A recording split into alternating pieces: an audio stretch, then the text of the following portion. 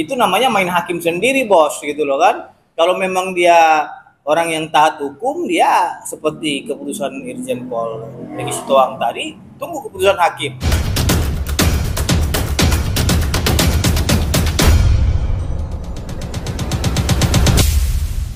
Dalam pernyataan terbuka yang disampaikan kepada media, Irjen Pol Riki Herbert secara resmi mengumumkan pengunduran dirinya sebagai kuasa hukum yayasan milik Pratiwi Novianti. Keputusan ini didasarkan pada prinsip-prinsip hukum yang menurutnya telah dilanggar dalam pengelolaan yayasan tersebut. Saya mengundurkan diri sebagai kuasa hukum yayasan karena saya menjunjung tinggi asas hukum, jangan nilai-nilai kemanusiaan ditutupi oleh tindakan yang tidak berlandaskan hukum, ujar Irjen Pol Riki Herbert pada wartawan, Senin 6 Januari 2025. Ia menyoroti sejumlah kejanggalan dalam pengelolaan donasi yang dilakukan yayasan tersebut, termasuk pengalihan dana tanpa izin pihak terkait. Irjen Pol Riki Herbert menyebut, pengalihan dana tersebut berpotensi melanggar hukum. Menanggapi mundurnya Irjen Pol Riki Herbert, Pitra Romadoni yang juga sebagai kuasa hukum donatur di kasus donasi Agus, memberikan pendapatnya. Untuk mengundurkan diri seorang advokat itu dalam menangani perkaranya, tentu kita harus berpatokan kepada aturan dan undang-undang yang diatur mengenai hal tersebut. Nah, kalau advokat itu diatur di dalam Undang-Undang Nomor 18 Tahun 2003 tentang advokat, dan ada lagi terkait dengan peraturan kode etik advokat diatur pada peraturan kode etik advokat nomor 2 tahun 2002 ya, yang disahkan pada tanggal 23 Mei 2002. Nah, kalau berbicara terkait dengan seorang mengundurkan diri, kita harus berpedoman kepada kode etik advokat sebagaimana diatur di dalam pasal 8-nya huruf G ya. Advokat itu berhak mengundurkan diri apabila terjadi perbedaan pendapat dalam penanganan kasus yang sedang ia tangani. Itu sudah jelas diatur di dalam kode etik advokat tanggal 23 Mei tahun 2002 pada pasal 8 huruf G ya.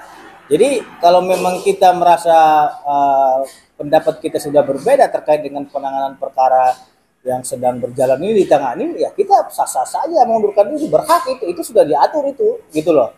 Jadi kalau teman-teman seperti Bang Riki Sitohang ya mengundurkan diri, itu sah secara hukum sebagaimana diatur dalam pasal 8 tadi, gitu loh. Nah, karena mungkin dia telah memberikan pendapat, tapi ada lagi yang berbeda pendapat, penanganannya bermacam-macam, berbaur-baur, sehingga dia merasa keputusan dia itu mengundurkan diri itu adalah keputusan terbaik.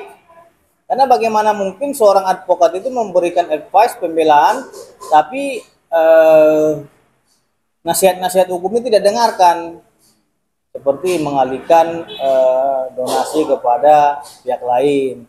Nah, bukannya beliau tidak mendukung, tentu beliau sangat mendukung sekali yang berbaur dengan kemanusiaan ya. Akan tetapi ya harus sesuai dengan aturan ataupun keputusan-keputusan yang ada. Nah, contohnya saat ini kan sedang ada bergulir gugatan ya, gugatan perbuatan melawan hukum di Pengadilan Negeri Tangerang oleh para donatur. Jadi saya kira Pak Riki Sitohang ini adalah orang yang taat hukum, orang yang memang benar-benar menghormati prosedur hukum, bukan menangkap aturan-aturan. Jadi bagaimana mungkin orang yang mengerti hukum tapi melanggar hukum, gitu loh. Nah, ini yang harus kita hormati terkait dengan keputusan beliau itu. Nah, berbicara terkait dengan gugatan, berarti kan berbicara terkait dengan persidangan. Persidangan ini kan sedang berlangsung. Tapi kenapa Anda mendahului keputusan persidangan dengan alasan pokoknya cepat-cepat aja lah segala macam? Nggak bisa, bos. Ini negara hukum. Negara hukum, kita bukan negara kekuasaan ataupun maksud. Kita ini adalah negara hukum Rechtsstaat. Artinya apa? Apapun kebijakan yang sedang dilakukan itu ada aturan-aturan ataupun rambu-rambu yang mengaturnya. Jadi yang saya lihat ini Pak Riki tidak mau sebagai pengacara yang asal-asalan, gitu loh. Pengacara yang memang asal main-main tabrak aja gitu. Terakhir saya wawancara Irjen Pol sebelum mengundurkan diri dan dia minta kepastian dan tanda kutip berstatement mengundurkan diri bahwa awalnya sudah mengasih tahu itu salah satu ketua yayasan diri untuk membawa uang itu ke korban NTT, ya kan, dengan kata bisa melanggar kode norma hukum. Nah, abang sebenarnya dalam tanda kutip sebagai pandangan hukum, Iya. tepat nggak sih, Bang? Itu sudah tepat ya, sebagai pengacara itu dia wajib untuk memberikan nasihat-nasihat hukum kepada kliennya. Ini jangan lakukan, ini jangan lakukan, ini lakukan, ini jangan, ini nggak boleh. Ada rambu-rambu ataupun rel yang dilakukan oleh pengacara itu kepada klien tersebut gitu loh. Nah, apabila memang nasihat-nasihat hukum ataupun rambu-rambu yang telah disampaikannya kepada kliennya itu tidak dihormatinya, konsekuensinya berdasarkan pasal 8 kode etik advokat ya, huruf G itu, dia berhak untuk mengundurkan diri karena perbedaan pendapat dalam penanganan perkara yang sedang diurusnya gitu loh. Kalau memang kita sudah memberikan advice ataupun nasihat hukum rambu-rambu terkait dengan suatu perkara tapi nggak didengarkan oleh klien, buat apa menjadi pengacaranya gitu loh. Sama aja kita ini dijadikan sebagai staf. Pengacara itu bukan staf, pengacara itu profesi yang mulia, officium nobile. Artinya kita harus menghormati itu gitu loh. Oke, abang menyebut profesi.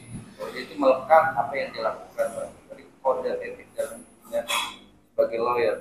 Basicnya dia kan awalnya kan sebagai penyidik juga, Bang. Ya. Ilmu dalam penyidik melakukan kode dalam melakukan perjalanan sebagai lawyer itu sudah mengalir nggak sih, Bang? Justru kalau memang seseorang itu mengalami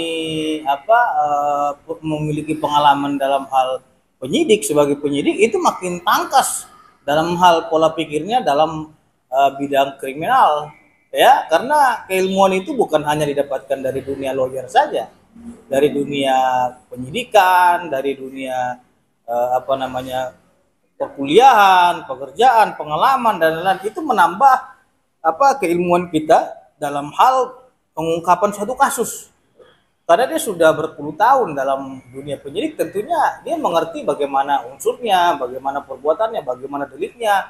Lain halnya jika seseorang itu memang tidak mempunyai pengalaman gitu loh. Sehingga ini ngolor ngidul, jawabannya amburadul, aut-autan, gak jelas gitu loh. Saya kira dengan pengalaman-pengalaman beliau itu sebagai penyidik, ya tentunya pengalaman dia dalam pengungkapan suatu kasus, dalam mengetahui peristiwa pidana itu nggak usah diragukan lagi ya.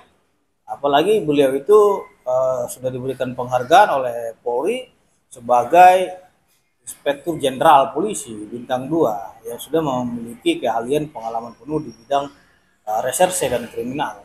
Tentu itu harus kita ajungi jempol. Jadi nggak ada masalah mau dia lulusan dari kejaksaan masuk ke jadi pengacara, mau jadi dari hakim masuk ke pengacara, itu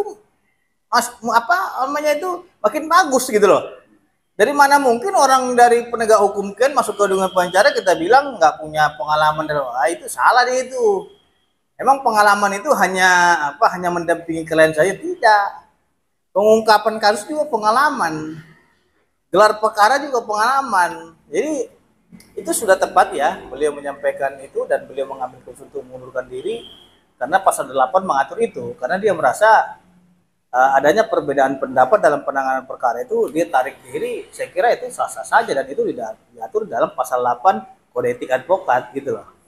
Ketegasan seorang lawyer katakan mengundurkan diri sebagai yayasan ini kan tegak lurus dan tidak mau kualitasnya atau giring opini untuk melakukan apapun yang dianggap dia itu salah juga udah tepat ya kan, seorang yang tegas ya kan, sebagai lawyer tidak mau giring opini untuk mengarahkan atau tetap tidak melanggar hukum, itu udah jelas dan tepat. Memang sebenarnya pengacara itu harus seperti itu, menghormati prosedur hukum yang sedang berjalan, apalagi kan perkaranya saat ini sedang di Pengadilan Negeri Tangerang. Para donatur sedang menggugat. Jadi tujuan daripada Pak Ricky ini adalah untuk menjaga kliennya itu agar tidak jatuh kepada permasalahan hukum. Bagaimana mungkin kita mengalihkan sedangkan hakim aja belum memutuskan ini uangnya lari kemana kan gitu. Nah kalau hakim perintahkan itu dialihkan kepada penerima manfaat lainnya ke NTT, ya monggo silakan aja gitu loh. Tapi bagaimana nanti jika hakimnya itu memerintahkan dalam putusan itu mengembalikan kepada Agus Salim? Pertanggungjawaban nantinya gimana? Uangnya sudah diserahkan ke NTT contohnya. Nah ini yang Pak Ricky tidak mau gitu loh. Artinya kita sabar dulu lah, karena sedang proses pengadilan. Apa nanti keputusan hakim mau itu dikirim ke penerima manfaat lain, mau itu dikasih ke Agus, hormati itu pengadilan yang sedang berjalan. Saya kira kita selaku penasihat hukum harus menghormati pengadilan ya, proses hukum yang sedang berjalan itu, karena itu memang muaranya daripada para pencari keadilan. Setiap sengketa itu kan muaranya di pengadilan. Di situ nanti akan diputus salah atau tidaknya seseorang. Menurut pendapat abang sebagai penasihat hukum banyak untuk berkomentar karena emang harus ditentukan oleh pengadilan menentukan uang itu diarahkan kemana dan bisa diambil atau tidak, ya kan? Setuju dengan statement apa yang dibilang dengan pengadilan. Jadi poinnya penanggarannya harus ada patok kalau hakim untuk uang itu diarahkan dan kemana, jadi pun mau ini situ. Iya, karena apa? Karena Pak Ricky Sitohang ini adalah orang yang taat hukum, mengerti hukum. Lain halnya kalau kita tidak mengerti hukum, jadi suka-suka kita aja gitu loh. Kalau suka-suka dia, landasan hukum dia apa? Dasar hukum dia apa? Argumentasinya apa yang kuat gitu loh. Beliau itu berargumentasi hukum karena proses ini sedang berjalan di pengadilan. Jadi meminta tolong tunggu dulu keputusan pengadilan ini. Apa yang diputus oleh hakim itu, itulah yang harus kita hormati. Itulah yang harus kita hargai. Sebagaimana asas hukum mengatakan res judicata pro veritate habetur. Apa yang diputus hakim haruslah dianggap benar. Nah, kalau memang yang diputuskan hakim itu tidak dianggap benar, ini yang menjadi persoalan nanti. Itu namanya main hakim sendiri, bos, gitu loh kan. Kalau memang dia orang yang taat hukum, dia seperti keputusan Irjen Pol Ricky Sitohang tadi, tunggu keputusan hakim. Apa yang diputuskan hakim ini, apakah uangnya dilempar kepada penerima manfaat lainnya ke NTT, atau uangnya diberikan ke Agus, atau setidaknya gugatannya ditolak. Kalau gugatannya ditolak, ya silakan aja ambil keputusan sendiri. Artinya pengadilan netral di situ gitu, tidak mau berpihak kepada si Agus ataupun pihak yayasannya gitu, ataupun pihak donaturnya. Ini yang harus kita pahami dulu. Jangan kita beralasan biar cepat ini, biar cepat aja uangnya diserahkan segala. Bukan masalah cepat-cepatan di sini. Ini masalah hukum, bos, gitu loh. Masalah hukum itu nggak bisa kita yang ngatur suka-suka gua gitu, nggak bisa seperti itu. Hormati yang ada gitu loh. Apalagi ini kan laporan polisi juga banyak nih. Jadi dia juga nggak mau ada potensi-potensi pidana terhadap kliennya ini. Nah, berbicara terkait dengan contohnya Nopi dengan Gary ataupun yayasan ya, kenapa Pak Irjen Ricky Sitohang itu bela Nopi? Karena mungkin kliennya si Nopi. Beda halnya kalaupun dia mengundurkan diri, yang melekat itu ya Nopinya gitu loh. Kuasanya dari siapa nih? Apakah kuasa dari Nopi? Ya Nopinya yang harus dibela dia gitu. Kalau Nopi udah mengundurkan diri, ya itu nggak ada kewenangan dia lagi untuk membela di sana yayasannya. Ngapain lagi dia mempertahankan itu? Orang kliennya aja mengundurkan diri, dia berwenang juga untuk mengundurkan diri gitu loh. Jadi sah-sah aja sama-sama mengundurkan diri dia sama kliennya. Justru yang kita sesalkan itu sesama tim pengacara mengundurkan diri tapi saling gigit gitu loh. Nggak boleh juga kayak gitu. Kita sebagai advokat sesama rekan sejawat saling menghormati. Apalagi Pak Irjen Ricky Sitohang ini kan sudah senior, udah tua, kan udah usia juga. Ya, jadi kita harus hargailah beliau, harus hormatilah. Jangan kita sok merasa pintar gitu loh kan, mengajari dia. Apalagi dia pengalamannya sudah banyak di dalam bidang reserse dan kriminal. Itu nggak baik, bahasa-bahasa kayak gitu nggak baik kalau pandangan dari saya. Apalagi dia ini kan nggak dibayar. Dia ini kan ikhlas bantu orang. Sudah ikhlas membantu, tapi hujatan-hujatan yang datang, ini yang nggak boleh. Makanya kan saya juga pernah bilang ke Bang Ricky, Bang, ini hati-hati loh, karena di dalam tim abang juga ada yang nggak suka abang, ada yang ingin menjatuhkan abang dan lain-lainnya. Udah kita yakin aja deh, kata beliau gitu kan. Insya Allah semua berjalan lancar. Ternyata benar omongan saya. Banyak yang ingin menjatuhkan beliau, wajar, karena seorang public figure itu pasti kan ada yang ingin tunggangi gitu loh kan. Seorang orang yang memiliki pengalaman yang mumpuni, pasti banyak orang yang tidak suka. Tapi ingat, kita dalam dunia hukum selalu tegak lurus. Kita nggak peduli mau dia bully, mau dia hujatan dan lain-lain. Kita tetap menyatakan yang kebenaran dan fakta hukum sesuai dengan argumentasi hukum yang ada. Ada dasar hukumnya gitu, bukan malah ngarang-ngarang, ngalur-ngidur ke sana kemari gitu loh. Menambah perkara ini makin ruwet. Nah, ini yang kita sesalkan. Jadi harapan saya ya kita saling hormat menghormati sesama rekan sejawat. saling menjatuhkan, karena bagaimanapun ceritanya yang namanya sesama biskota itu jangan saling mendahului gitu loh, nanti kena trompet gitu. Kalau kena trompet kan melanggar kode etik namanya itu kan gitu, karena ini kalau buat saya nanti di pengadilan yang bisa mengadili. iya, pengadilan itu kan lembaga tertinggi dalam mengadili suatu perkara itu. Ya, artinya kalau kita masalah kita bawanya kemana? Ke pengadilan kan? Bukan ke Sapam. Di situ kita bisa berdebat, buktikan mau kemana ini uangnya segala macam. Nanti hakim memutuskan, udah uangnya ke sini, selesai. Kegunaan para PH ya, Pak. Itulah kegunaan para PH tadi, bukan malah kita melanggar aturan dengan menabrak-nabrak suka-suka kita. Itu yang nggak baik. Jadi saya harapkan teman-teman ini kalau memang usianya sudah tua, hargailah kan gitu. Apalagi beliau itu sudah senior ya. Bagaimanapun ceritanya, makan garam pahit garam itu dia udah duluan kan gitu. Bukannya kita membanggakan beliau atau mengangkat, tidak. Ini saya berbicara antara menghormati. Karena selama ini dia tidak pernah menyinggung orang kok. Dia berbicara pembelaan terhadap kliennya.